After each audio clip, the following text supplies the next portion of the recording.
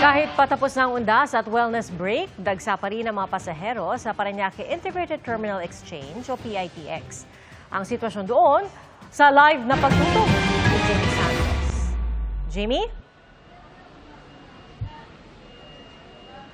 Pia, may ilang hahabol makauwi ng kanilang mga probinsya para makabisita pa rin sa kanilang mga yumaong kaanak, pero ang iba maghahanda na para sa pagbabalik trabaho at eskwela matapos ang mahabang holiday weekend.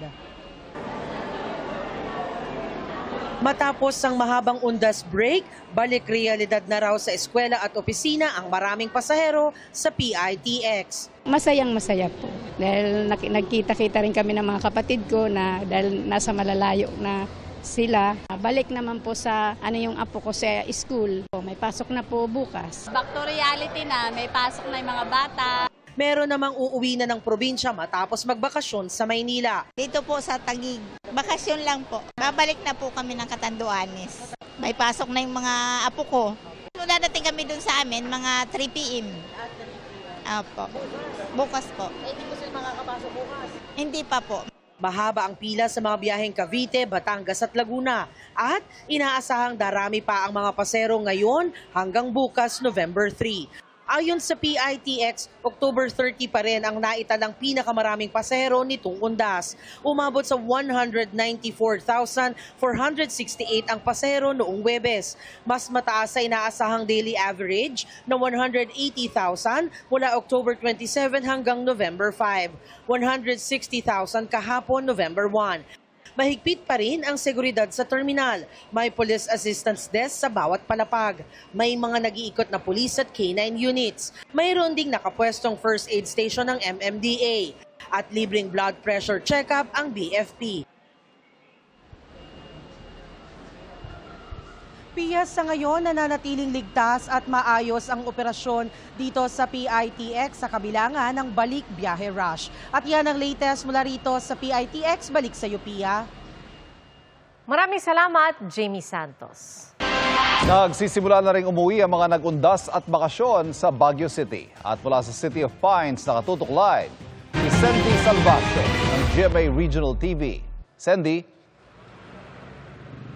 Ivan, minuminuto ay nakikita ang pagdaan ng mga provincial bus dito sa kahabaan ng GovPac Road sa Baguio City. Patapos na kasi ang long weekend, kaya ang ilan sa ating mga kababayan nagsisibalikan na sa kani-kanilang mga probinsya. Tanghali pa lang, pumila na sa bus terminal sa GovPac Road, Baguio City sina Jichen para sa 2:30 p.m. nilang biyahe pa uwing Cavite. Inawasan lang po namin yung maraming tao po. Tapos baka po kasi ma-delay yung namin, alis po. Sa mahigit 60 units ng isang bus company dito sa lungsod, 44 ang fully booked na.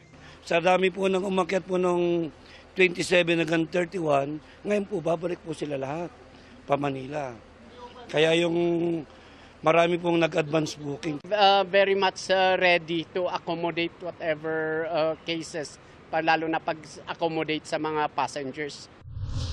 Kung marami ang pababa na ng Baguio, mayroon din ngayong araw piniling bumisita sa puntod ng mga yumaong mahal sa buhay.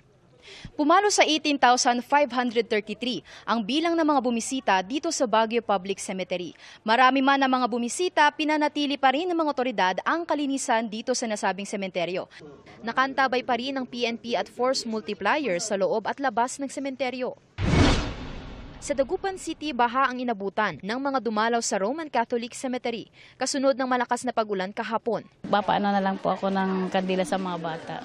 Baka kasi makakuha pa ako ng sakit. Dapat sana tinabunan para hindi naman mahirapan yung mga tao. Bukas ang mga sementeryo sa Dagupan City hanggang alas 8 ngayong gabi. Ivan, as of 5:55 p.m. ay makikita ang nararanasang light to moderate na traffic situation dito sa intersection ng GovPac Road. Rush hour na kasi at dumagdag pa ang bilang ng mga mas maraming bus na bumabiyahe ngayong araw. Yan muna ang mga latest na balita mula rito sa Baguio City. Balik sa inyo.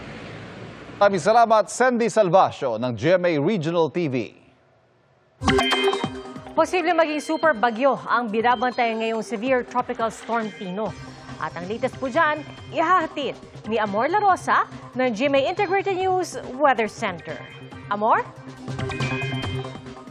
Salamat, Pia. Mga kapuso, paghandaan ng Bagyong Tino na lalo pang lumakas at nagbabadyang tumama at tumawid dito sa ating bansa. Dahil po sa Bagyong Tino, nagtaas ang pag-asa ng signal number 1 dyan po yan sa Eastern Samar, Northern Samar, Biliran, Leyte, Southern Leyte at pati na rin sa Camotes Islands. Kasama rin sa signal number 1 ang Dinagat Islands at pati na rin ang Surigao del Norte. Posible pa pong madagdagan yung mga lugar at pwede rin pong iakyat pa itong wind signal sa mga susunod na oras at araw habang patuloy rin ang paglapit nito pong Bagyong Tino dito po yan sa Kalupaan. Huling namataan ng sentro ng Bagyong Tino, 805 kilometers sa silangan po yan ng Eastern Visayas. Taglayan lakas ng hangin na abot sa 95 kilometers per hour at yung pagbugso po niyan nasa 115 kilometers per hour na. Kumikilos ito pakanluran sa bilis na 30 kilometers per hour. Ayon po sa pag-asa, posibleng maglandfall itong Bagyong Tino dito yan sa Dinagat Islands o kaya naman sa Eastern Samar bukas po ng gabi o Martes ng madaling araw. Pagkatapos po niyan ay tatawidin naman ito itong Visayas at pati na rin ang Northern Palawan hanggang sa marating na itong West Philippine Sea Miyerkules ng hapon o gabi.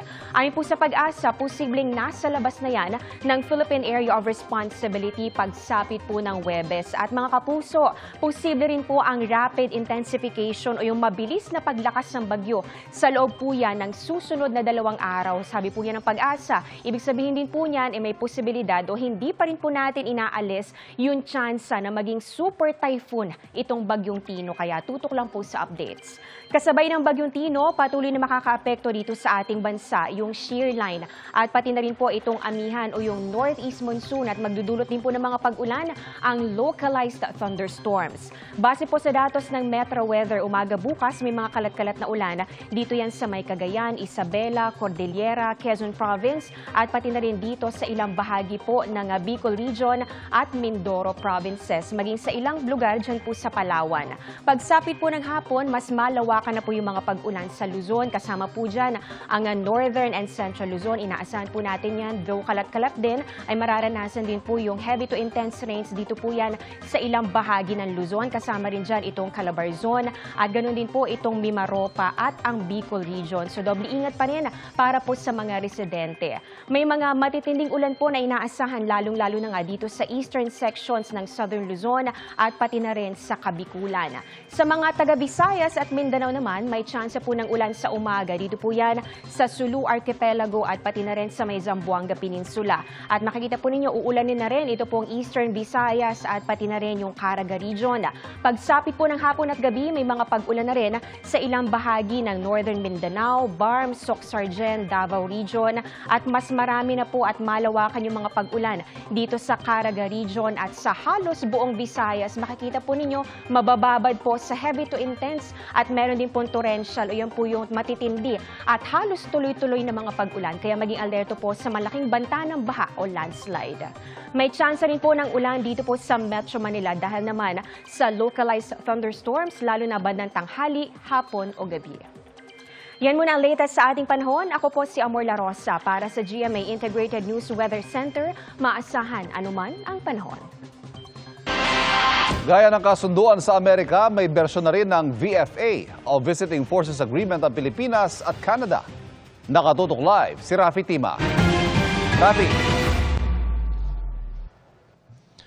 Ivan, pinangunahan ni Defense Secretary Gilberto Teodoro at Canadian Minister of National Defense David McGuinty ang pirmahan ng kasunduan kani-kanina lang para sa Pilipinas at Canada. Kailangan pa itong ratipikahan ni Pangulong Bongbong Marcos at magkaroon ng concurrence mula sa Senado para ito maging epektibo sa Pilipinas. Sa pamamagitan ng kasunduan, magkakaroon ng legal na basihan para sa mas malapit na kooperasyon sa pagitan ng dalawang bansa pagdating sa military training, information sharing at pagtugon sa mga kalamidad. Ayon sa Canadian Defense Minister, kapag naretipikahan ng kasunduan, magkakaroon ng exchanges sa military colleges, cybersecurity at maritime domain awareness. Umaasa silang makakasali sila sa balikatan sa susunod na taon. Ayon kay Defense Secretary Teodoro, mahalaga rin ang kasunduan para sa mas malaking usapin ng sitwasyon sa rehiyon. Sa panaya, matapos ang signing ceremony, sinagot ni Secretary Teodoro ang mga pahayag ng Chinese Defense Minister na pinagugulo lang daw ng Pilipinas ang sitwasyon sa South China Sea at tila pinablockmail ng Pilipinas ang China. Would you offer to talk to somebody who slammed your country that way? Of course not.